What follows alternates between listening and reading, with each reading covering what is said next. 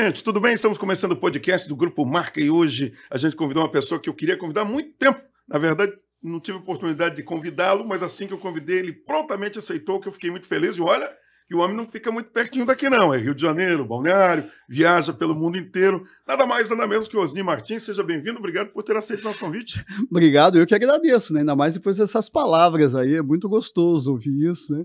E estou sempre à disposição, quando tiver em Joinville. Osni, vamos falar um pouquinho, o Osni Martins, o pessoal é mais velho, quando eu falo mais velho, 20 anos, tá? O garotada que não sabe, por exemplo, o Gustavo não sabe, né? O Gustavo tem 20. Gustavo não lembra do Osni Martins. Há quanto tempo que você saiu do ar, do rádio, da televisão, e que você disse, não, agora eu estou aposentado de fato? Foi em 2020, foi na pandemia. Foi em meio à pandemia, 4 coincidentemente, foi em meio à pandemia, que foi tudo programado, faz uns 4 anos, Mas foi 5 anos. Foi coincidência, não teve nada a ver com a pandemia. Não teve nada a ver com a pandemia, foi coincidência, porque essa parada foi tudo programado, pensado financeiramente, a parte financeira. Se organizou. Então, e eu avisei tanto a televisão como a rádio que eu ia parar. Tentaram te persuadir, fica mais um pouquinho, mais um ano, ou não, ninguém entrou nessa? Eu fiquei até um pouco frustrado quando eu anunciei. Um ano antes, eu falei, já estou na contagem regressiva, vou parar. E aí tudo bem, as pessoas assimilaram e tal. E eu pensei que tivesse alguma, mas não teve. Você ficou meio desapontado. Fiquei assim, pois eu disse, não, mas eu estou sendo tão, né? Aí eles devem pensar que até lá vão substituir alguém e tal, mas depois, quando faltava 2 meses, 1 mês e tal, aí veio o convite para ficar, especialmente a rádio, né? Fica mais, precisamos de você e tal. Mas estava a decisão tomada, balança, mas aí a decisão tomada era essa. E como é que foi, cara? Porque eu entrevistei muito jogador de futebol que se aposentou. E como é que foi aquele momento não, hoje eu não preciso mais me preocupar com o noticiário, não preciso mais me preocupar em organizar o jornal ou o meu comentário de amanhã. Como é que foi essa? Deu um vazio ou deu uma alegria? Como é que foi essa primeira semana? Foi mais vazio do que alegria. Não foi alegria. Não foi alegria. Até gostaria de dizer que tinha sido alegria, mas não foi. Foi um vazio, e só não foi um vazio ao ponto de mudar de ideia, porque eu tinha programado também me aposentar hoje e viajar amanhã. E isso eu fiz. Já de cara, já não ficou, não deu tempo para pensar. Foi em dezembro de 2020, eu me aposentei dia 12. Aí não sei de precisar, eu sei que foi, vamos supor, dia 12, e no dia 13 de manhã eu estava viajando para o Rio de Janeiro para passar as festas com a família e com amigos no Rio de Janeiro. Osni, você sempre foi um cara muito politizado, muito sempre preocupado com as gestões municipais, estaduais, governo federal. Me pareceu sempre uma coisa muito legítima sua, não era uma coisa do jornalista, me pareceu que era uma preocupação que você tinha. E eu noto que você continua chateado com certas coisas, né? Por conta das suas redes sociais. Claro que você não tem aquela preocupação de rotina, de pauta, mas eu vejo que eventualmente você publica alguma coisa. Como é que você vê essa coisa da... Porque aconteceu um fenômeno engraçado. Até uns anos atrás, a gente podia dizer que a direita era o Fernando Henrique, por exemplo. Que não era, né? Mas não gente, né, era o que nós tínhamos mais à direita, certo? Exato. E ele competia sempre ali com o PT, depois vem os outros representantes do PSDB, o Alckmin, o Serra, né? O Temer, que ficou ali, né, na verdade, hoje a gente consegue identificar melhor essa coisa de esquerda e direita. Você acha isso positivo?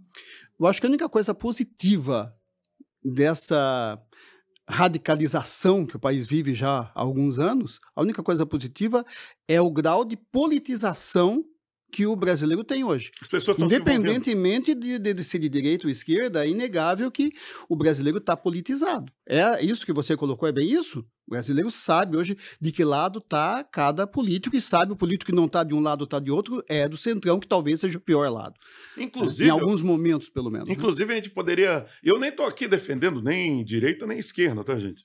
Mas, por exemplo, a Rede Jovem Pan, em São Paulo, ela eu não vou dizer que ela se apropriou, mas ela se envolveu muito com a direita, profundamente. Tanto é que o pessoal da direita acabou associando, agora nem tanto, mas a Jovem Pan, por algum tempo, ela foi à rádio, criaram até a TV, da direita do Brasil, né? Aí vem outros veículos de comunicação que também fizeram isso, obviamente. Concordo. Mas eu cito a PAN nesse momento porque eu acho que foi a primeira, né? E até uns anos atrás, era meio proibido um veículo se manifestar. Esse veículo tem uma posição mais à direita ou à esquerda. Não se fazia isso simplesmente, né? E a Jovem Pan abriu um novo período. Mais ou menos o que acontece nos Estados Unidos, onde lá, sim, os veículos são publicamente. Todo mundo já sabe, a Fox é assim. Sou democrata, sou republicano e tal. Enfim. Isso também você achou bom um veículo se posicionar, não? Achei bom se posicionar, só que não... É só até aí o modelo americano, né? Qual é o modelo americano completo? É você se posicionar, tem um lado, mas o teu, né, a tua linha noticiosa não vai de acordo com a tua posição, uma coisa editorial. Quer dizer, não se deixa influenciar. Não se deixa influenciar pelo... Cometeu erro, não interessa se é da direita ou da esquerda, vai tomar... vai ser divulgado aquilo e comentado igual de um lado, igual do outro e tal. Quer dizer, isso não acontece no Brasil. Começaram a passar pano. Essa que é a verdade. Literalmente, né? Esse que foi talvez... Mais do que passar pano, ainda dar chazinho, remedinho para recuperar. Esse talvez tenha sido o problema. Eu concordo. Uma outra coisa legal que a direita trouxe para o Brasil, que eu acho muito legal, que foi importado dos Estados Unidos, é a bandeira. Porque a bandeira do Brasil só se via quando no Brasil? Copa do Mundo. Independência, e olha lá, pouquíssimas. Hoje em dia, uma coisa muito legal que eu acho é isso. Bandeira do Brasil, em tudo que é canto, em carro, em apartamento, na frente de casa. Então isso eu achei legal. Achei legal mesmo, né? E não sei se isso vai permanecer assim, mas pelo menos foi uma coisa que eu pessoalmente gostei. Esse é um trabalho da esquerda. É um trabalho que a esquerda tem que fazer de tentar derrubar isso, porque afinal é Brasil. Então, um lado é o Partido do Brasil, o outro é da oposição. Eles têm que quebrar isso de alguma forma. E aí começaram a botar a bandeira vermelha, né? A bandeira do Brasil em vermelho. Quer dizer, isso não adiantou de nada. Né? Sugeriram a troca da seleção brasileira. Nossa. Então foi um erro atrás do outro e que a esquerda, né, tem que mudar isso se não quiser cada vez mais restringir o seu potencial. Mas a esquerda está viva ainda no Brasil? Tá, eu acho que tá. Mas a grande questão vai ser... o Lula se aposentando. O Lula se aposentando ou morrendo. E quem que é o cara? Saindo da linha de frente, né? Mas quem é o cara da esquerda? Aí vem a pergunta, quem é o cara da esquerda? O Ciro está oficialmente falando do Lula tudo que a direita nem fala, ele fala mais que a direita. Até a direita está constrangida. Até a direita está... A gente podia ter falado isso. A gente não sabia nem isso. Então, acho que não é o Ciro. O Ciro poderia trabalhar uma terceira via que ele não soube trabalhar uma terceira via, né? Ele poderia ser, mas... Como é que foi teu começo com comunicação? Quando tu é de São Chico? São Chico. Até que idade tu morou em São Chico mesmo? Até 18 anos. 18 anos. Lá, quando tu tinha 15, 16 anos, tu imaginava que quero trabalhar com comunicação? Não. Jamais. Não? O que você imaginava? Eu imaginava ser engenheiro civil. Esse era o objetivo? E o que eu conhecia de rádio e adorava a rádio era ouvir futebol no rádio AM. Certo.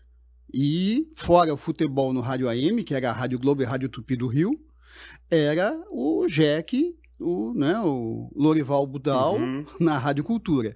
Fora a parte esportiva, eu ouvia Eli Francisco, vascaíno, tocava o hino do Vasco, adorava aquilo aos domingos de manhã. Foi uma prática que tu adotou depois, né? Quando os times eram campeões, é preciso fazer justiça, qualquer time, até do Flamengo, se o Flamengo ganhasse, ia pro ar no programa, que eu achava legal, eu achava bacana, eu achava respeitoso isso que você fazia. Mas você tocou no nome do narrador, do Lorival Budal. Na minha opinião, sei que não tem nada a ver com a nossa conversa aqui, um dos maiores narradores da história do Brasil. Ele seria narrador de qualquer rádio do Brasil. Tupi, Globo, Jovem Pan. Ele não vai aí nenhum bairrismo mesmo. Não, ele era sensacional. O Lorival Budal era, né, único, né? Fez história. Inclusive o túmulo do Lorival Budal fica no cemitério municipal em Joinville, e ele tem uma espécie de um campinho de futebol. Não sei se você já chegou a ver. Não. Eles fizeram um gramadinho e tem uma foto dele e é uma referência ao futebol bem legal. Bem legal. Foi uma homenagem bacana. E ele foi homenageado com a sorte que ele teve de narrar o apogeu do Jack, né? Exato. Toda a história de engrandecimento do Jack, né, o Lorival Budal presenciou. Teve a oportunidade de narrar. Mas em que atalho que você entrou, que você saiu da engenharia e foi parar na comunicação? Como O é que foi? atalho financeiro. Mas É uma incoerência eu falar isso, porque você vai dizer, mas você não vai reclamar como todo jornalista, radialista principalmente, que ganha mal? Então você ganhava bem quando começou? Não, exatamente o contrário, eu ganhava muito mal. Mas por quê? Eu fazia faculdade de engenharia civil em Blumenau, eu saí de São Francisco para Blumenau. E aí eu fui fazer a FURB, que era uma das faculdades mais caras do estado, acho que ainda é uma das mais caras do estado e tal. E eu eu sou de família humilde, então o primeiro semestre foi né, aquele sonho... Aos trancos e barrancos. Aos trancos e barrancos. No segundo semestre eu tentei o crédito educativo e não consegui o crédito educativo, porque tinha gente muito mais pobre que eu. Então não consegui o crédito educativo, era só algumas vagas, né, para a FURB, e aí foi mais apertado ainda. Chegou no terceiro semestre, tem que arranjar um bico. E aí eu fui arranjar um bico. O primeiro bico que eu tentei, professor, aula particular e tal, tentava nas vagas que tinha nas escolas estaduais e tal, e aí pegava a questão de horário, porque a faculdade eu pegava todas as matérias da engenharia, então era principalmente aula de manhã, mas tinha alguns dias aulas à tarde e alguns dias laboratório, né, que tinha muito laboratório e que as aulas eram à noite e tal, e trabalhos de equipe, era muita coisa, não encaixava. Aí eu já tinha o bom vício de ver telejornal.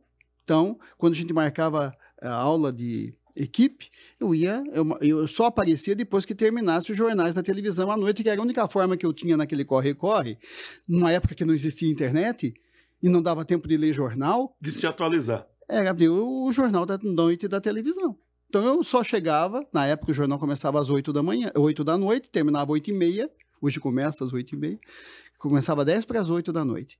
E aí eu só chegava às 8h30, 15 para as 9 nas reuniões. E aquilo foi pegando, que aí apareceu nos corredores da FURB lá, um aviso na sala de assistência ao estudante, as vagas que tinha de pensão, vaga que aparecia de emprego, vaga para dividir apartamento, os informes todos lá. E aí apareceu vaga na TV Coligadas, em Blumenau, para repórter. Coligadas que era Globo, né? Que era a Globo. Que virou RBS. Virou RBS hoje é NSC. E tal. Tinha recém virado RBS, eles ampliaram o quadro, e aí tinha vaga de repórter, e eu vi aquilo, mas nem aí.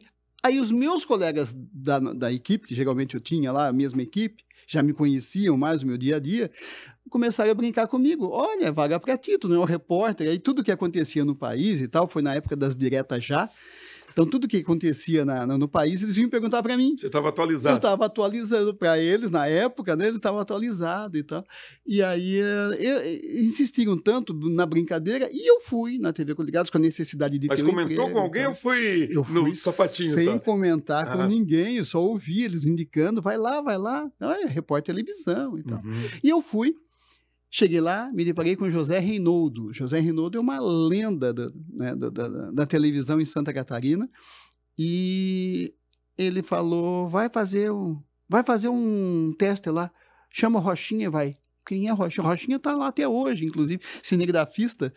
E aí eu fui lá com o Rochinha fazer um teste. Aí o teste qual foi? O Projeto Pixinguinha. Em frente ao Teatro Carlos Gomes, segurando o microfone, eu tinha que falar, o Projeto Pixinguinha nessa semana vai trazer esse artista, e o preço do ingresso em preço popular é R$5, equivalente a R$5, era realmente muito popular na época, não tinha nem real ainda. Mas enfim, aí fala, e aí, quem falar isso? Eu falei, como é que eu faço isso? Vai ali na frente da câmera, quando eu fazer assim para ti, tu começa a falar e vai falar no máximo 40 segundos. Eu vou lá saber, na época, o que seria 40 segundos falando. É tudo. E eu vou fazer. Eu estava lá de brincadeira mesmo. Então, falei, olha, hoje o Projeto Pixinguinha, essa semana vai apresentar fulano. E não esqueça que o Projeto Pixinguinha é um projeto popular para dar acesso às pessoas que nunca entraram aqui no Teatro Carlos Gomes e tal. É para esse povo, é para você, de repente, é só R$5 e tal. É hoje à noite, amanhã e depois da manhã. É sempre segunda, terça e quarta. Segunda-feira. Aí eu falei, é hoje à noite, amanhã e depois da manhã. E fiquei assim. Que aí eu me lembrei, não sei nem como é que era para terminar. Aí parei e fiquei. certo que ele vai começar a morrer de rir e tal. Aí o Rochinha, que estava acostumado com os outros, virou para mim assim, tu nunca trabalhou? Eu disse, não, nunca trabalhei na vida. Não tenho nem carteira de trabalho. Não tinha mesmo. Aí ele falou, por quê? Eu disse, foi muito bom, eu já fiz 14. Estou aqui há quase um mês, nesse um mês já fiz uns 14, 15, só eu, né? Fora os outros e tal. E aí, como é que foi? Não, tu é disparado melhor. Dos 14, só 2 que ele deu a chance de fazer um segundo teste. Aí não foi comigo, mas com certeza não foi bom, porque não ficaram. Mas ele vai gostar e tal. Eu disse, será? É só isso, fazer tudo isso, é só isso. Eu sei que deu certo, e ali comecei e ganhava uma quirelinha, aí fui fazer, aí o fato de nunca ter trabalhado, não tinha nem carteira de trabalho, acabou somando. Disse, pô, o rapaz está com vontade de trabalhar, precisando trabalhar. Eu falei que fazia faculdade de engenharia, que era para poder custear uma parte da faculdade e tal, porque meus pais não estavam conseguindo mais e tal, e deu certo. E aí eu consegui também o crédito educativo que eu não tinha conseguido no ano. Deu tudo certo. Só que aí eu não quis parar, né? Certo. Aí eu já estava empolgado. Mas você concluiu a engenharia ou não? Nunca concluí, fui jubilado. Certo. Passa 9 anos, né? Passa 9 anos, você tem que fazer um outro vestibular. Aí eu estava aqui em Joinville já. Aí eu tinha pedido transferência para a FEG aqui, para o DESC daqui, porque a notícia, aí eu já trabalhava em jornal escrito. Mas você trabalhou no Santa, não? Trabalhei no Santa. Eu comecei em jornal escrito e comecei no Santa. O jornal de Santa Catarina era gigante de Blumenau. Gigante, e não tinha nada a ver com televisão. Exato. Televisão hoje é tudo um grupo só, é tudo RBS. Na época a RBS tinha só o Diário Catarinense, não tinha o Jornal de Santa Catarina. E aí da televisão, o Danilo Gomes, que era um dos âncoras da TV Coligadas, veio conversando comigo nos bastidores, perguntou se eu gostaria de trabalhar no jornal. Eu disse, pô, é tudo que eu quero, eu trabalhar no jornal, mais do que televisão. Aí ele começou a rir e disse, ganha mais, né? Por isso que tu tá aqui. Eu disse, não, ganha mais? Ganha mais do que a TV? E a TV não ganhava nada, era uma mixaria mesmo. E o jornal dava o dobro, mas o dobro continuava sendo pouco, mas era realmente mais do que a TV. E era o que eu dominava, porque falar em escrita não tinha erro.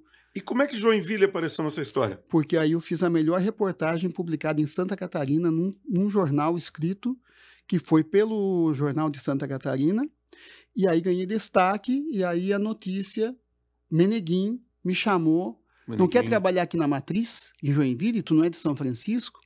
Aí eu disse, mas a faculdade é que pede transferência para o DESC e tal, mas transferência de uma particular para a federal é muito difícil e tal. Mas aí eu sei que consegui a transferência, pedi, transferi, consegui. Aí foi tudo melhorando na minha vida financeiramente, não que eu ganhasse dinheiro, mas já estava. Aí eu morava em casa, que aí o trecho Joinville e São Francisco não era tão complicado como é hoje. Eu vinha cedíssimo, ia para a faculdade, depois eu ia trabalhar no jornal A Notícia à tarde, e ainda prestava assessoria à CDL, né, com o saudoso Jorge Domingues, né, que me convidou para ser assessor da CDL. Aí surgiu a Jorpem, com o Roberto Quintão, que era o presidente, que me convidou para ser assessor. Aí eu assessorava 2 entidades, que mais do que financeiramente me rendia algum, na época muito pouquinho, mas ainda rendia algum, mas me dava respeito no mercado jornalístico. Mas Blumenau, Joinville fazia parte dos teus planos ou você pensava que quero voltar para São Chico? Como é que... Eu pensava em Blumenau, ia acabar a faculdade em Blumenau e aí ser engenheiro civil. Só que o jornalismo foi ganhando tanto destaque na minha vida e financeiramente começou, né, a me dar também um respiro, que eu comecei a respeitar o jornalismo e cada vez me enveredar mais. No final da história, eu estava fazendo duas matérias por semestre na engenharia. O normal seria fazer umas 9, 10 por semestre. Se eu quisesse pegar todas, como no início, e não 2. E eu pegava 2 e só passava numa. Que a outra também ficava só para não dizer que eu parei com a engenharia. Para ir empurrando. Aí eu fiz um outro vestibular, aqui em Joinville, para o DESC, para poder continuar, e passei no segundo vestibular também. Estou invicto em vestibular, para não ser jubilado. 100% já estava de aproveitamento. Só que aí eu continuei pegando 2 matérias e aí teve uma época não, a evolução aí tinha rádio, tinha jornal, e aí o Paulo Caputo, que era gerente da o diretor da RBS TV aqui em Joinville me convidou para ser comentarista do Jornal do Almoço. Ah, eu lembro. E aí eu comecei com televisão. Então era pouquinho, né, o comentário do Jornal do Almoço, mas era mais uma função. Então eu tinha... Aí a faculdade, Nelson Álvares Trigo era o diretor-geral, me convidou para ser assessor de imprensa da faculdade. Eu tinha 3 assessorias: Faculdade de Engenharia, CDL, AJORPM. Tinha rádio, tinha jornal, que aí era o Jornal de Santa Catarina, que aí eu era correspondente aqui em Joinville, tinha a Rádio Cultura e tinha a televisão. E tinha folga? Não tinha, eu não tinha vida, mas eu estava empolgado. Estava empolgado, dinheiro não era mais problema, só era problema ir e voltar de São Francisco Joinville. Teve uma hora que não deu mais, aí a estrada estava muito demorada, e de ônibus e tal, todo dia depender disso, era muito complicado. Aí eu tranquei a faculdade. Chegou uma hora que nem 2 matérias dava para fazer. E quando Joinville passou a ser um lar? Aí acho que aí, quando eu tranquei a faculdade, ali não, agora eu estou estabilizado, porque aí nesse meio tempo, ainda por cima, o Eli me deu o programa Café da Manhã. Aí eu tinha o programa da manhã, aí quando a Rádio Cultura FM passou a ser Transamérica FM, que aí uma batida mais jovem, aí me propuseram, então, vamos ter uma batida mais jovem, o programa jornalístico vai ter, mas vai ser mais batido, mais dinâmico, mais informação, e aí criei o Breakfast, mudou o nome, mudou o fundo musical, e aí teve também a divisão do programa em quadros. Aí tinha um quadro só de esportes, que era o Breakfast Sport Club, um quadro só com previsão do tempo, um quadro só de entrevista, uma por dia, um quadro de notícias com comentários, e essa divisão deu mais dinamismo ao programa, ficou mais jovem, né? Agora, você no jornalismo era unanimidade, né? Falecido Gebaile rivalizava, mas nunca conseguia, até porque era um jornalismo um pouco diferente, né? O Gebaile era, eu não sei nem definir o Gebaile, mas eu sei que você você conseguia ir do popularzão até as elites, porque eu lembro que você fazia tanto uma matéria falando sobre buraco no Fátima que a comunidade não aguenta mais, como entrevistava alguém de uma agência de turismo falando sobre as delícias de conhecer Paris. Quer dizer, era uma coisa muito louca. Como é que você conseguia fazer essa conexão entre a coisa popular e a coisa mais elitizada? O saudoso Hildo Campelo, uma vez, quando eu estava... Tinha o quê? Tinha uns 2, 3 anos de programa, mas já estava nessa batida, Breakfast, né? Nós nos encontramos, não tinha muito acesso ao Hildo, porque o Hildo só ia no meio-dia, eu não estava lá meio-dia, eu estava na televisão meio-dia, então não via muito o Hildo Campelo. Mas aí nós nos encontramos uma vez numa apuração, lá no ginásio Mário Tim, e que a Rádio Cultura transmitia direto e tal, e nas horas de intervalo a gente conversava. Aí eu pude conversar com o Hildo veio me parabenizar pelo programa, que ele ouvia, mas já tinha uma crítica a fazer. Ele disse, pois então faça para corrigir. Eu não suporto quando tu fala de novela. Eu disse, mas de novela eu só faço na segunda parte do programa, que é só na M, porque o programa era em rede, né? O Breakfast no horário nobre, ali das 7 às 8 da manhã era em rede, a M-FM.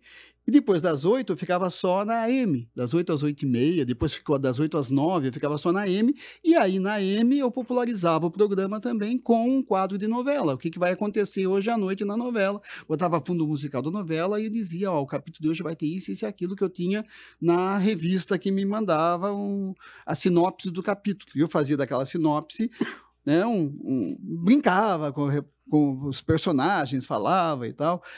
E aí ele não gostava daquilo. Ele disse, porque você tira a sua credibilidade do comentário político que tu fez há 15 minutos atrás. E eu falava para ele justamente isso, eu tenho que abrir o leque. Se eu ficar só com comentário político, eu vou pegar um público que quer o noticiário político. Por isso que eu abro o programa já falando de previsão do tempo, que é uma coisa popular, e termino, e fazia sorteio para popularizar também. Exato. Aí eu agradava o patrocinador, que eu falava cada vez mais o patrocínio, e trazia o jovem, que eu não conseguia pegar com o comentário político, eu não conseguia pegar os jovens adolescentes que estavam indo para a escola, eu ouvindo porque o pai estava levando ele, muita gente acontecia isso. E ainda mal-humorado quando você estava falando de política. Ele queria música, muitos pais me falavam isso, e segurava o filho com as perguntas que eu fazia, que o filho às vezes sabia, tal. Enfim, tem muita história, né? Mas isso explica muito do seu sucesso, né? Porque a TV Globo era uma loucura de audiência. Não é como é hoje. Então, se eu fosse fazer isso hoje... Talvez não desse certo novela hoje, não teria sentido. Era uma febre, né? Mas novela na época, imagina o sucesso que fazia TV Principalmente a novela das 8, né? Que hoje é novela das 8h30, né? Não, hoje é novela das 9h30, né? A gente falava novela das 8 porque ela começava às 8h30. Hoje a gente tem que falar novela das 9 porque começa às 9h30. Mas enfim, era a novela que até hoje, pelo menos, é a novela que tem mais audiência. Só que hoje a audiência que ela tem não é 30% do que tinha. Olha, eu acho que não é 30 mesmo. Eu acho não é 30%. E era um absurdo. Novela... Os costumes eram influenciados pela TV Globo. A música, que era a música do casal, o casal de mocinhos da novela, era a música que a gente ia ouvir por 3, 4, 5 meses. E você sabia identificar bem o que era popular, né? Que você falava do futebol, com muito destaque, o pessoal gostava. Você falava de novela, que agradava aquela dona de casa que acompanhava a novela. Você falava de política, né? E ao mesmo tempo do cotidiano, do dia a dia, né? E se tu me perguntar qual foi o maior furo que eu dei, vai dizer que eu agradava o público empresarial, que foi a queda do Bertola. Do Rodolfo Bertola. Quando tu imaginava alguém ligar o rádio de manhã, alguém falar que o Rodolfo Bertola foi demitido. E eu falei assim, não era demitido, não era essa a expressão mais impactante. Rodolfo Bertola foi demitido da Embraco. Aquilo foi uma bomba. Uma bomba. Juracy Ribeiro, saudoso Juracy Ribeiro, chegou, quando eu saí do ar naquele dia, a estar na porta do estúdio para saber que informação é essa, o que eu estou falando, que vem processo.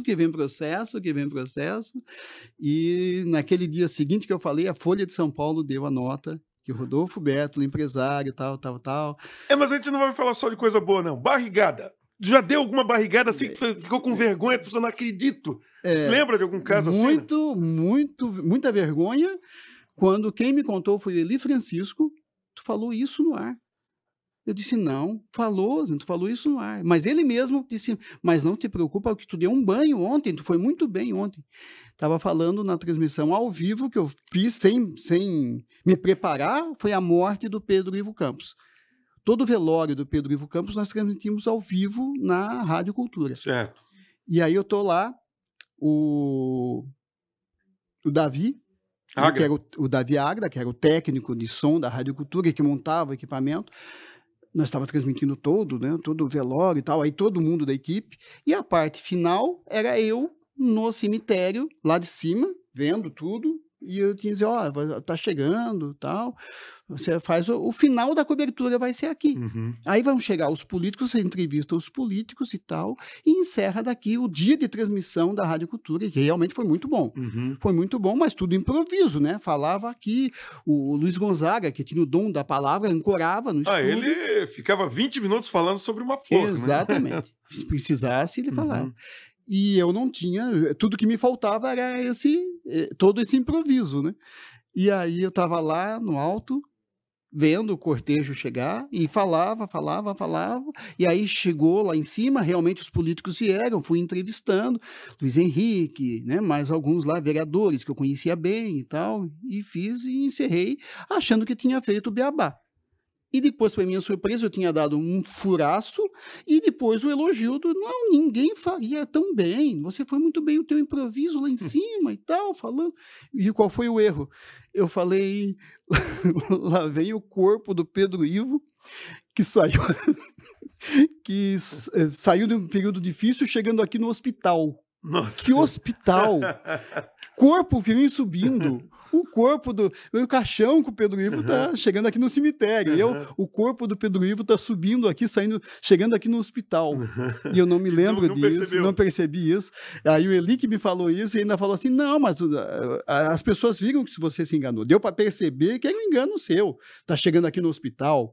Mas nada comparável ao erro do nosso querido Ramiro Gregório da Silva no Festival de Dança. Não. O Festival de Dança de Joinville, ele abriu o festival com a seguinte declaração: Centro Eventos lotado, festa. Ele falou, mais ou menos assim, não era esse exatamente a frase, está começando o maior festival do sexo do mundo. E foi aquele silêncio constrangedor, né? E ele também não percebeu. E ele também não percebeu. Foi alertado depois, né, que ele tinha falado aquilo. Mas acontece. Mas o Ramiro tinha bagagem, tinha tanto, né? Tanto para poder errar que não teve problema, superou também. Mas foi um erro. O meu primeiro emprego foi operador de áudio do Ramiro Gregório. Ele fazia um programa musical. só tocava coisa antigona, Aguinaldo Raiol, Nelson Gonçalves, era bem legal. Nosso encontro era o programa. Meu caro Osni Martins, vamos falar um pouquinho dessa coisa das viagens, cara. Eu morro de inveja, eu não gosto de viajar. Não gosto eu gosto de estar no local. O processo de deslocamento é que eu não gosto. O teletransporte vai chegar um dia, mas não sei se a gente vai pegar. Sabe a Enterprise da Jornada nas Estrelas? Para mim seria perfeito. Eu odeio o trâmite. Mas claro, gosto de viajar. Estar no local eu acho legal. Tu não se importa com isso, porque eu sei que tu viajou pra caramba. Quantos países tu conhece? Eu tô na minha meta, sei que não vou. Não acho muito difícil conseguir. Eu tô na minha meta de chegar a 100 países. Hoje você tá em quantos? Eu passei da metade já, pelo menos. 50 e... Eu tô mais, eu devo ter uns 60 países. 60? Né? Lembrando que ali no Caribe, cada ilha praticamente é um país. Né? Então você soma bastante ali, Europa quase toda. Qual foi a viagem, a primeira que mais te impactou, que você sempre lembra? Pô, aquela viagem foi pro exterior, né? Pô, aqui é o lugar que melhor do que a tua expectativa. A primeira, acho sempre marcante, né? Porque a minha primeira, eu sou uma das poucas pessoas que o primeiro país que conheceu não é Argentina, não é Uruguai, não é Paraguai e não é Portugal.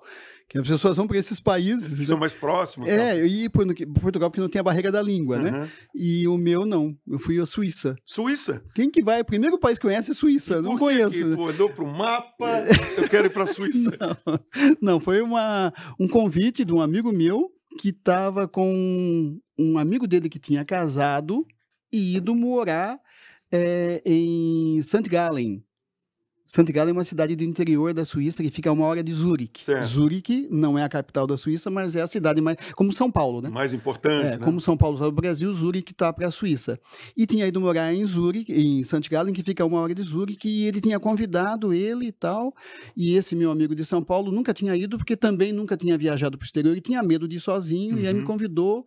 Tá, mas o teu amigo está dando estadia para ti, eu vou ter que pagar hotel, não vou ter dinheiro para passagem para o hotel e tal. Não, ele falou que eu posso levar um amigo, uma amiga ou um parente, a minha mãe, o meu pai, um tio e tal, aí vamos nós dois e tal, e realmente nós fomos. Essa foi a viagem marcante. E aí ele estava lá e foi levar a gente para conhecer a Suíça, as cidades próximas, e aí eu me animei cada vez mais. A Suíça é um país lindo, e aí nós fomos de trem. Ele viu como é fácil estar na Suíça, que é o centro da Europa, né? Olha a coincidência. Aí nós pegamos o trem, fomos para Roma, aí no outro dia fomos para Paris e fomos para Veneza. Então isso já começou a despertar essa coisa do vou viajar. Aí eu conheci numa balada só, em um mês que eu fiquei fora, 3 semanas eu conheci Paris, Veneza, Roma, além da Suíça. Qual que foi a viagem mais decepcionante? Porque eu já ouvi muita gente falar o seguinte... não sei se tu já foi para o Egito, que as pirâmides diz que é muito legal, mas é uma decepção o Cairo. Não sei. O Cairo é uma cidade monocromática. Como assim? Explica pra gente. É tudo uma cor só. É uma cor laranja, areia. A cidade inteira é assim. Então isso cansa. A cor da pirâmide. Até a pirâmide é dessa cor. O Cairo foi decepcionante. Não o Egito em si, mas como é que eu vou dizer? O passeio que eu fiz para as pirâmides. Que eu estava num cruzeiro que para em Alexandria, que é um porto próximo do Cairo, como Santo São Paulo, assim, mais ou menos isso. Em Atenas, na Grécia, é a mesma coisa. Não tem porto em Atenas, mas tem em Pireus, que fica também próximo e tal.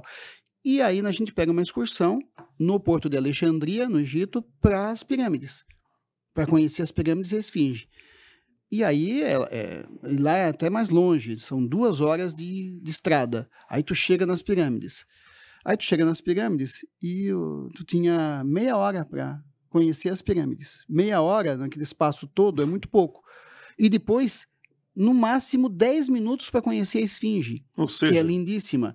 E depois todo o tempo é indo em museu, que não seja bom, mas aí uma coisa que não era o meu foco, e ir numa loja de tapetes, porque eles ganham comissão, o pessoal da excursão e tal. Então te decepcionou um pouco, Decepcionei, não que o museu não tinha sido bom, não que a loja de tapete não tinha sido bom, mas o meu foco era Esfinge e pirâmide, e eu tive 45 minutos para os dois. E que cidade, que lugar que você gostaria, que pretende conhecer, que você ainda não foi? Tem muitos, né? Mas o principal... acho que 2, tá?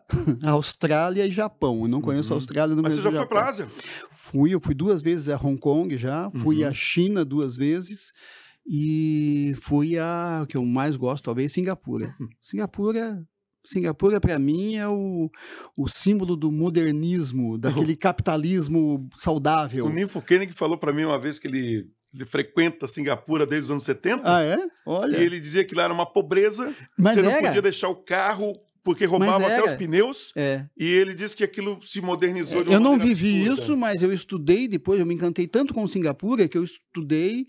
A história de Singapura é muito louca, a história de Singapura é muito linda.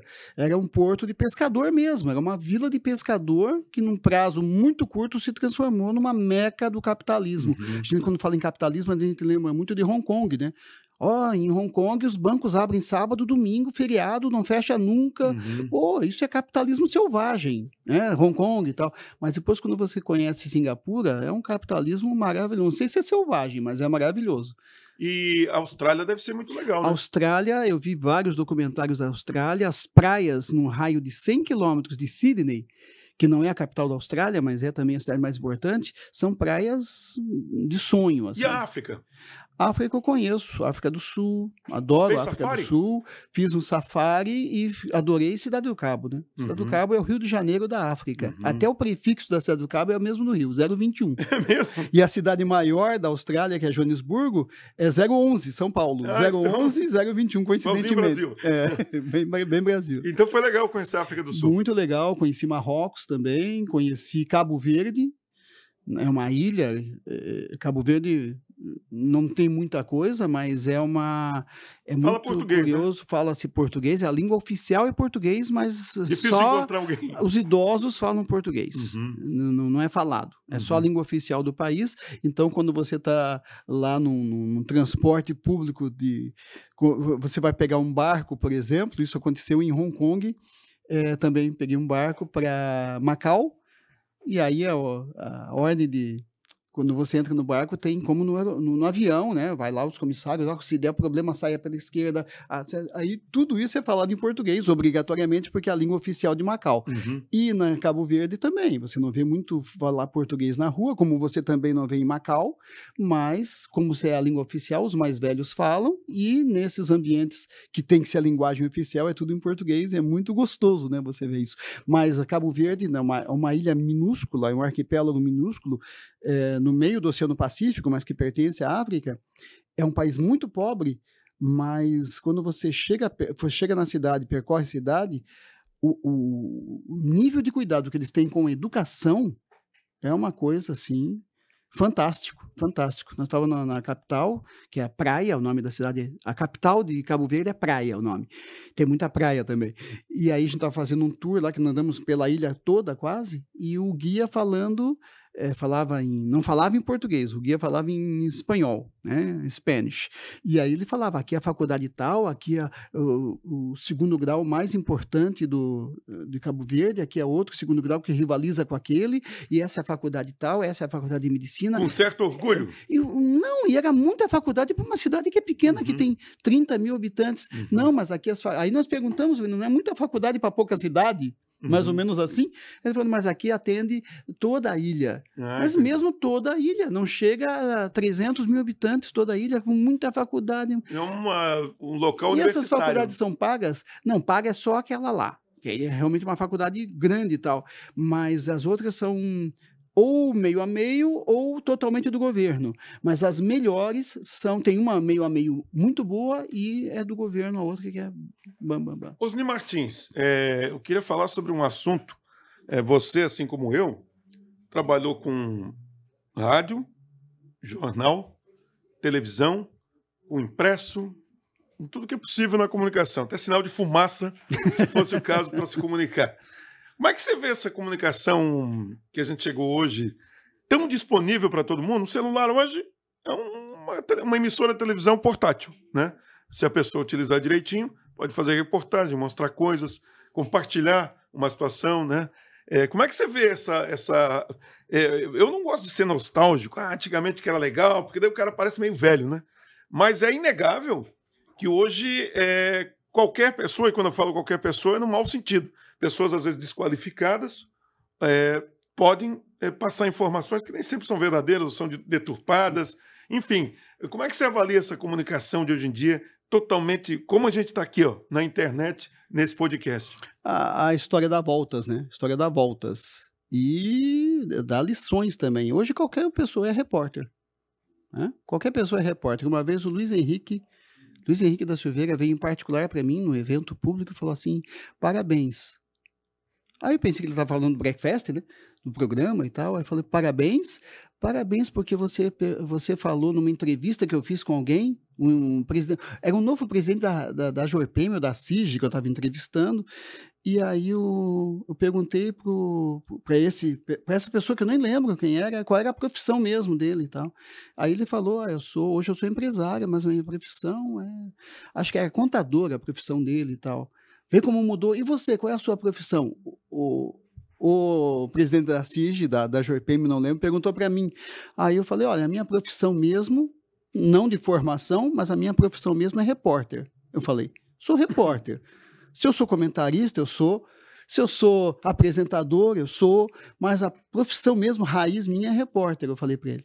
E aí o Luiz Henrique estava ouvindo essa entrevista, me veio e falou assim, parabéns, você falou aquilo que todo jornalista tem que falar. Jornalista não é apresentador, jornalista não é o comunicador puro e simples, não é o apresentador ou o comentarista, jornalista é repórter. O bom jornalista tem que falar, sou repórter, e com orgulho, você falou com orgulho e tal. Mas a gente é repórter. Hoje, todo mundo é repórter. Na época também era, mas hoje com o imediatismo, né, do WhatsApp, o imediatismo de postar qualquer coisa na rede social, qualquer coisa entre aspas, mas é uma facilidade, todo mundo é repórter. E aí tem que saber dividir o bom repórter e o mau repórter, né? Antigamente você fazia isso com o trabalho ao longo de meses ou anos, se a gente qualificava o bom jornalista, o bom repórter daquele vai se aperfeiçoando, né? Hoje isso é muito mais imediato também. Então, ossos do ofício. Mas da mesma forma como você pode ser repórter com uma facilidade imensa, você se queima com uma rapidez imensa. Né? E eu digo que a história dá voltas porque a gente sabia que o mau repórter, o mau jornalista, é aquele que se vendia para um político, principalmente que era a minha área. Então, você sabia facilmente, você identificava facilmente, você do meio. Você, como ouvinte ou telespectador do jornalista, levava um tempo maior para começar a perceber que o cara se vendia. Aquela maldadezinha que você percebe aqui e ali, aquele elogio fora de lugar. Aquela coisa que, o cara errou, o vereador, né, que é mais próximo da gente aqui no dia a dia, você sabia nitidamente, né, o repórter está se vendendo né? E os veículos às vezes iam em cima. Por que você falou isso? Por que né? E eu queria que mais e mais veículos fizessem isso. Então, hoje a história mudou, né? Porque hoje você que tem que estar de olho se o veículo está vendido ou não. Não é mais o jornalista, não é mais o repórter que se vende. O repórter não pode mais se vender, porque hoje quem se vende antes dele é o veículo de imprensa. Eu vejo muita gente revoltada com o jornalismo de um modo geral, porque são tudo comprometido e tal. Eu confesso que ao longo da minha vida eu trabalhei em vários veículos, eu nunca recebi assim, uma orientação muito rigorosa para amenizar para A ou para B. Já aconteceram algumas coisas, assim, tipo, não precisa pegar tão pesado, a gente está avaliando, ou até vieram com lembrete, essa empresa aí é um grande anunciante nosso. Isso já aconteceu, deve ter acontecido com você também. E a gente entende, porque o anunciante para o veículo de comunicação, ele é o vital, é o que paga as contas do veículo, né? Então, se não for uma coisa absurda, né, a gente entende, não tem como não ser assim. Quem imagina que a TV Globo não atende interesses de patrocinadores, é claro que atende, né? Como é que é essa relação pressão do veículo e o comunicador, o jornalista que está ali? Como é que você lidava com isso? Porque você tinha uma grande audiência, e quando o cara tem uma grande audiência, eu sei que tu também tem um poder de barganha, né, muito maior, né? Mas mesmo assim, sempre tem algum chatinho que chega, você vai falar disso mesmo? Como é que você lidava com essa situação que deve ter acontecido? Aconteceu, claro que aconteceu. Né? Imagina, trabalhei 35 anos em vários veículos de rádio, jornal, televisão, então lógico que teve pressão mais forte, mais amena, enfim, faz parte realmente, principalmente em ano eleitoral, né? Em ano eleitoral isso é isso é fatal. Evita problema. É fatal e tal. E eu tive uma sorte de ter como chefe no rádio, né, que é o meu veículo maior, uma pessoa chamada Rubens Melo, falecido Rubens Melo. E o Rubens Melo foi muito responsável pelo meu sucesso, digamos, que me dava carta branca, né, quase que 100%, só o que não dependia dele, evidentemente, e tal, mas ele sabia mais do que eu na época, que eu ia ter muitos amigos, colegas, que iam ser os principais responsáveis pelos problemas que uma emissora de televisão viria a ter. Isso depois eu soube na televisão também e tal. Ou seja, a inveja, né? A inveja motivadora de denúncias. Não, porque ele está vendido para tal político. Não, o Osni está vendido para tal partido, tal político e tal. Então isso é... Mas a sorte que ele mesmo veio me falar. Olha, ele mesmo falava, olha, tá acontecendo isso e aquilo e tal. Olha, eu assim, abertamente, só uma vez, um empresário muito rico me convidou para almoçar e fez uma proposta para eu atender os interesses que ele tinha numa eleição. E ele nem era o candidato. E eu falei, cara... não dá, né? Assim, não dá. Eu vou falar, não é fazer média. Eu falei, cara, o que você vai me dar não vai mudar a minha vida. Pois essa é uma graninha... Não vai mudar mesmo. Eu prefiro ficar tranquilo. Porque o cara mas a tua venda vai te perturbar, o psicológico. Isso aconteceu há muitos anos, mais de 20 anos. Eu sempre pensei, se eu tivesse aceitado, talvez hoje eu estivesse pensando, o que eu ganhei com aquilo lá, né? Entendeu? Então, nunca foi uma coisa que me preocupou. Agora, e os haters? Porque hoje em dia, eu confesso que eu não me importo. Eu escrevo lá um negócio, o sujeito chama de idiota, imbecil, eu não dou nem bola. Se você for se importar com haters... Não, eu não aí... Mas antigamente, sempre existiram os haters. Só que antigamente o cara estava ouvindo Osni Martins tomando café em casa. Esse idiota, esse não sei o quê. Normal, né? Só que eles não tinham ponto de se manifestar. Ficava no âmbito da família, dos amigos. Agora mudou e um hoje pouco. ele vai para a rede social. Como é que tu lida com isso aí? Eu sei que tu se preocupa com isso. É uma coisa que te causa... Nem um pouco. Você tem que entender que o que mais preocupa um hate, o que mais preocupa ele, é a tua despreocupação com aquilo que ele imagina que vai te preocupar. É simples. Então é só parar para pensar. O que ele quer que eu faça? Que eu responda para ele? Que eu mostre enfaticamente com atitudes e tal? É tudo que ele quer. Então ele não vai conseguir, porque eu vou ignorar. Eu adoto essa prática. Não, eu ignoro mesmo, geral. Porque eu acho o seguinte... É natural, quando você dê uma opinião em relação a alguma coisa, uma parte vai concordar com você e outra parte não vai. É natural. Sobre qualquer coisa. Tudo. Né? Até o mais óbvio vai ter... Então foi a partir disso que eu penso, o que adianta eu ficar tentando impor justificando a minha opinião para o cara que não concorda comigo? Ele não concorda, fim. Mas ele vai continuar ali criticando e está tudo certo.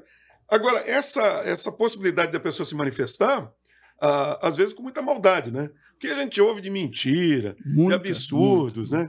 E às vezes parece que a pessoa faz uma coisa tão proposital, tão escandalosa, para que você prove o contrário de uma forma tão fácil, em uma frase, que aí vai dar munição para ela. Olha, eu estou vivo, ele está me lendo, pelo menos, ele está me consumindo aqui, então eu vou provocar de uma forma mais sutil agora. Ele já mostrou que responde e tal. Não vou responder nunca, nem o óbvio, nem o não tão óbvio. E ele que fica imaginando o que você pensa a respeito da opinião dele. Vai ser assim. Rio de Janeiro. Como é que o Rio de Janeiro surgiu na sua vida? Porque eu vejo que você publica o Rio de Janeiro, sem dúvida, eu não conheço muitos lugares, mas deve ser uma das cidades mais lindas do mundo. E, na minha opinião, se não houvesse a pobreza que existe em todo o Brasil e no Rio também, e se não houvesse a violência que há no Rio de Janeiro, seria a cidade mais visitada do mundo, porque aquilo é um sonho, parece que ela foi feita à mão, né? É absurdo o Rio de Janeiro. E eu vejo que você mostra o Rio de Janeiro com orgulho, né? Como é que surgiu essa paixão pelo Rio de Janeiro? E vou falar, antes de responder, vou falar uma outra coisa, que vai te surpreender até. Graças a Deus tem isso. Graças a Deus tem a violência que tem no Rio hoje. Porque daí não vai tanta gente. Porque se não tivesse essa violência, eu não poderia ter um apartamento lá como eu tenho hoje. Não teria. Não teria. Absurdo. Falando, não vai aqui nenhum... É o fato. Se não tivesse a violência que o Rio tem hoje, eu não poderia estar morando no Rio. Porque eu não poderia, só vou morar no Rio, na Zona Sul também, né? Nunca iria morar no Rio se fosse no centro ou para a Zona Norte, muito menos. Eu só vou morar na Zona Sul, Que é na onde Zona Sul. você aprecia o... E que as pessoas não sabem disso. As pessoas não sabem que, se levar em conta a Zona Sul do Rio, é muito mais segura do que muitos outros lugares. Todos os índices de violência não é nem centro, é Zona Norte do Rio. É que o Rio de Janeiro é E enorme. depois da Tijuca ainda, porque a Tijuca também não tem problema, depois da Tijuca. É que o Rio de Janeiro é enorme, aí o pessoal pensa que em tudo que é canto está acontecendo aquilo que o pessoal mostra. E como São Paulo. São Paulo tem lugares mais tranquilos, por exemplo, que Joinville. Né? Mas o pessoal, quando se fala em São Paulo, nossa, você tá maluco, São Paulo, né? Então, e como é que surgiu essa paixão pelo Porque Rio? o Rio tem tudo que eu gosto. Praia, carnaval e futebol. E Vasco? Né? E o Vasco é de lá. Mas é sério, tem praia a todo canto. E praia assim, né? Atravessar a rua e tá na praia. Tá muito perto. Vou a pé se eu quiser pra praia. A determinadas praias. Você mora onde lá? Moro em Botafogo. Esse bairro maravilhoso. E moro numa região muito boa, que Botafogo também tem, né, tem uma área não tão privilegiada e a área bem privilegiada, que eu vou a pé para Copacabana. Posso ir a pé para Copacabana? Vou a pé para Praia Vermelha, 15 minutos eu estou na Praia Vermelha, que é uma praia ótima. Né? Então, e o Carioca é muito legal. O Carioca é extremamente solícito, extremamente, só tem eu não sei porquê, Carioca que é caixa de supermercado. Quando você for no Rio, vai no supermercado e perceba como o caixa do supermercado é ranzinza, é zangado. Não sei porquê. Já falei até com meus amigos do Rio e eles aí pararam para pensar assim, é verdade. Fica tá falando verdade. Nem eles, é uma coisa tão natural do Carioca que eles não percebem que vocês são extremamente gentis num metrô, num ônibus dentro do Rio, as pessoas são muito solícitas. Eu acho elas Rio... se ajudam, elas informam o turista, elas são gentis e tal. Exatamente. Em todo lugar, chama atenção e isso. A criatividade do Carioca é sensacional. Se tu vai num barzinho, tem um cara tocando violão, daqui a pouco você vai rir com a reação de alguma pessoa. Você vai num jogo de futebol, a galera é divertida. Você vai num evento qualquer, o pessoal aplaude cinema. Eu acho muito legal o filme. Aplaudir filme. Aplaude pôr do sol, né? Também é muito legal. Agora está começando a popularizar isso. Diz que São Paulo tem um lugar assim também que se aplaude e tal. E alguém falou que tá acontecendo isso em Camboriú, no alto da Rua Torta, lá que tem um pôr do sol. Alguém falou que querem fazer pegar já e tal. E é muito legal um pôr do sol bonito e tal. E no Rio a gente vê isso toda tarde lá nas Pedras do Arpoador. Que ano foi que você conheceu o Rio de Janeiro? Ah, nossa, meu pai que me levou para conhecer o Rio ainda, eu devia ter o quê? Uns 15 anos, eu acho. Nunca imaginava morar no Rio, né? E quando você decidiu? Decidi quando eu vi que pode. Quando eu comecei a ir para o Rio, aí eu comecei a ir para o Rio mais vezes, né? Para praia, para carnaval. Eu ia na aula de turista, ia 2 dias antes, comprava fantasia antes, né? Mas, enfim, chegava lá, a única exigência era saber o hino, saber o samba, né? O hino, o samba, a letra do samba e tal. E pegava a fantasia e desfilava. E eu me apaixonei por aquilo e tal. Agora eu sou lá da comunidade, eu tô lá. Agora eu não posso faltar mais de 3 ensaios por carnaval, senão eu sou cortado. Pessoal, ponta firme. Aí a gente não tá com a fantasia, a gente é como se fosse um aluguel da fantasia, mas eu também não quero fantasias imensas, não dá.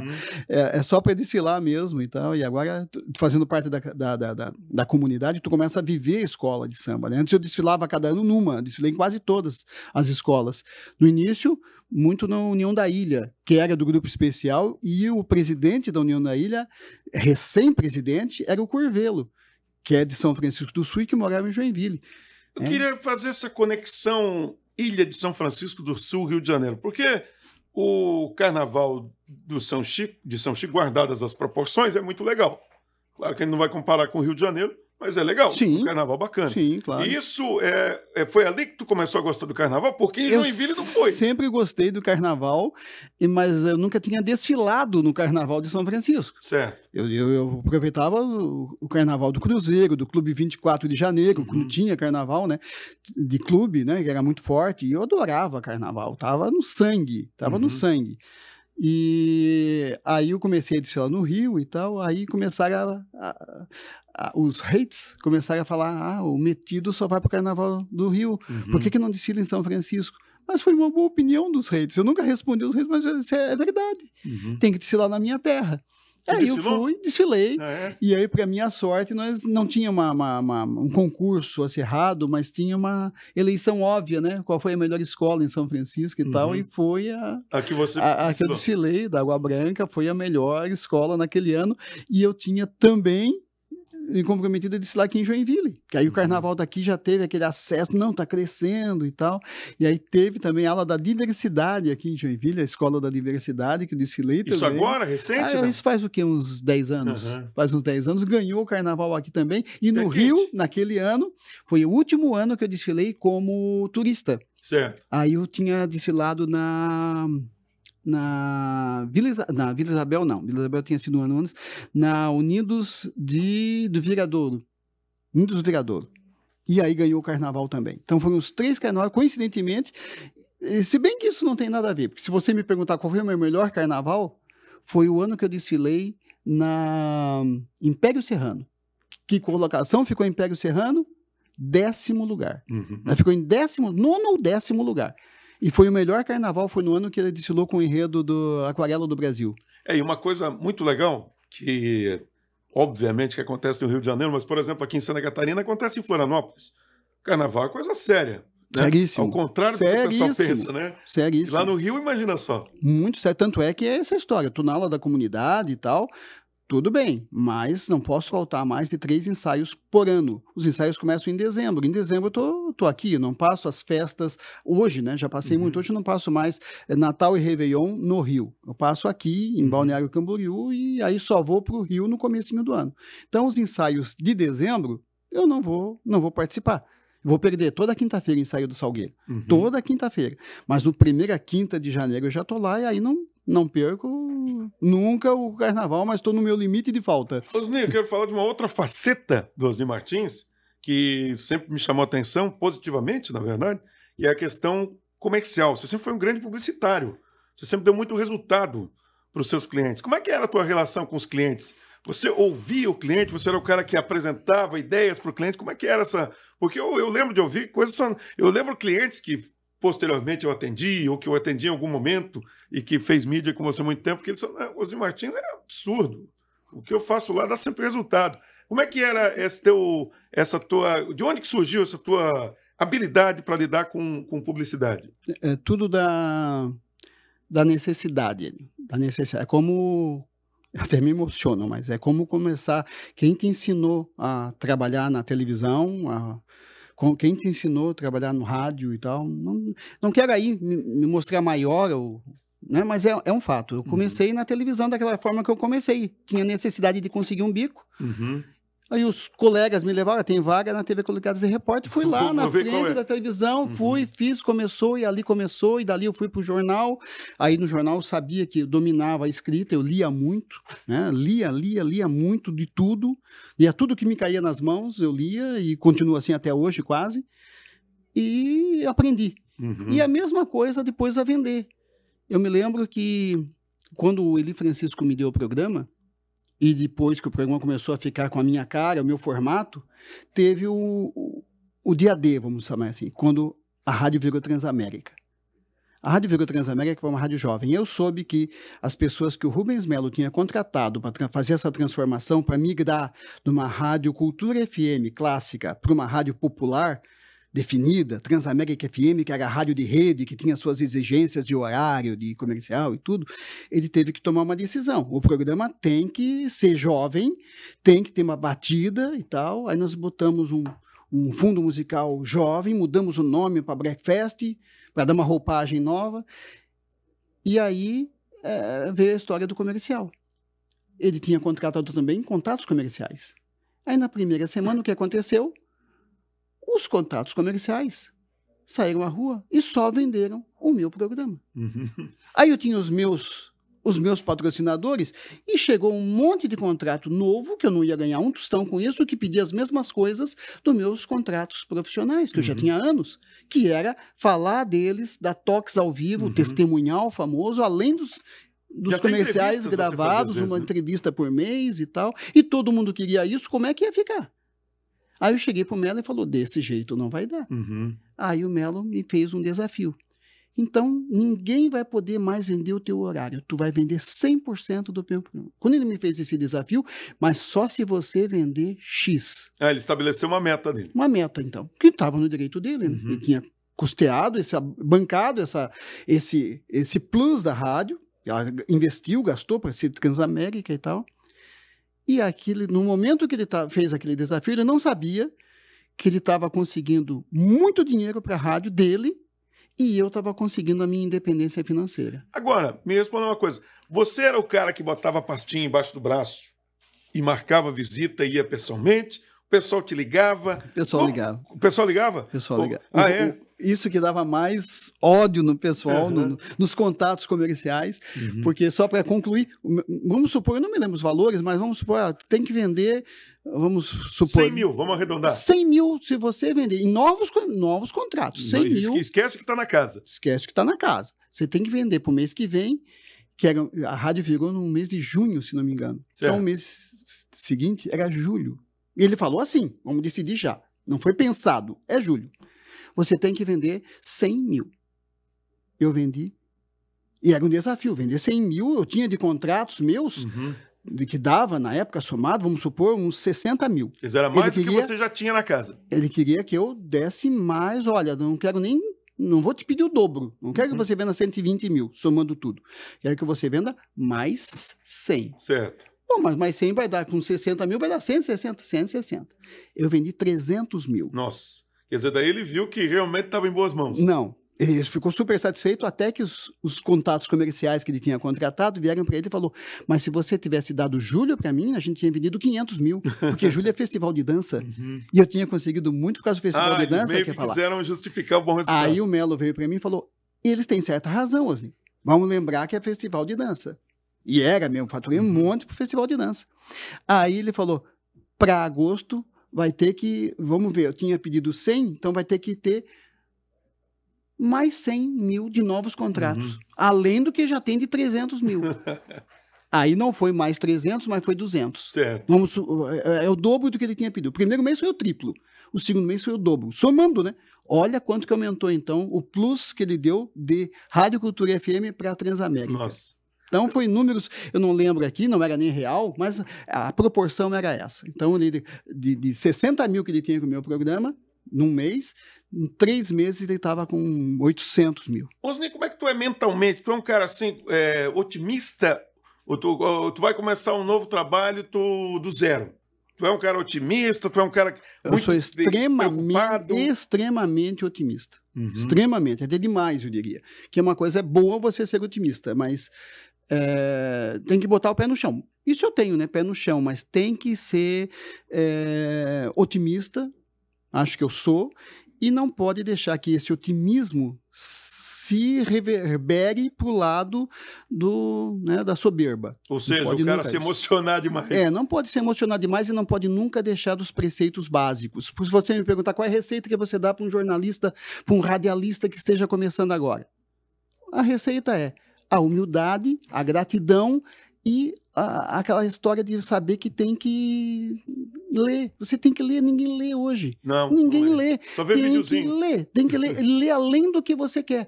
Você quer esporte, gosta de futebol? Leia sobre futebol, mas não esqueça de ler sobre economia, ler livros sérios, ler livros honestos sobre assuntos que você... Tudo isso vai dar um conjunto de fatores que vai te ajudar. E nunca esqueça de, estamos falando de jornalismo, isso vale para qualquer situação, né? Mas se for jornalismo, bom jornalista se sabe se ele tiver uma boa agenda de telefone. Se ele tiver uma boa agenda de telefone... Tal network. Conhecer todo mundo. Tem que ter agenda de telefone, saber... Eu sabia, para tu ter ideia, eu sabia a data de aniversário. Então, eu vou revelar aqui uns dos segredos das minhas fontes. Segredo do Osni Martins. Eu sabia a data de aniversário de todas as secretárias. Hoje tem secretária, na época era só a secretária que tinha. Todas as secretárias dos secretários do prefeito Wittfreiter. E não esquecia todas as de dar os parabéns. Ligava, às vezes, quando eu tinha programa de rádio, mandava um abraço para fulana. Coisa sutil que fazia toda a diferença. Qual era a diferença? Não que elas fossem me revelar segredos do seu secretário, até porque elas tinham uma relação muito pessoal com os secretários, né? Mas elas falavam, por exemplo, ele ligava quem era o homem forte de Wittfreiter. José Carlos Vieira, secretário de coordenação. Eu ligava para a Jeane, acho que era o nome dela, Jeane, falava, secretário está em reunião? Está onde? Aí está em reunião. Ela falava sempre quando o secretário não queria atender. Está em reunião. Ligava depois, está em reunião. Num segundo momento, que a gente já tinha essa proximidade, o Jeane, diz a verdade, o secretário vai atender hoje? Esquece, hoje ele não vai atender. Mas faz o seguinte, amanhã ele vai estar em tal evento, você pode encontrar ele lá.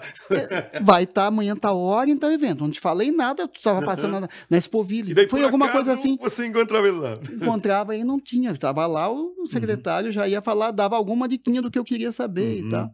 E o urubuzinho que fica no ombro dizendo assim, não vai dar certo, Osni. Não faz isso não. Como é que você lidava com isso? O cara que vem justamente dizer que aquilo que você está pensando em fazer não vai dar certo.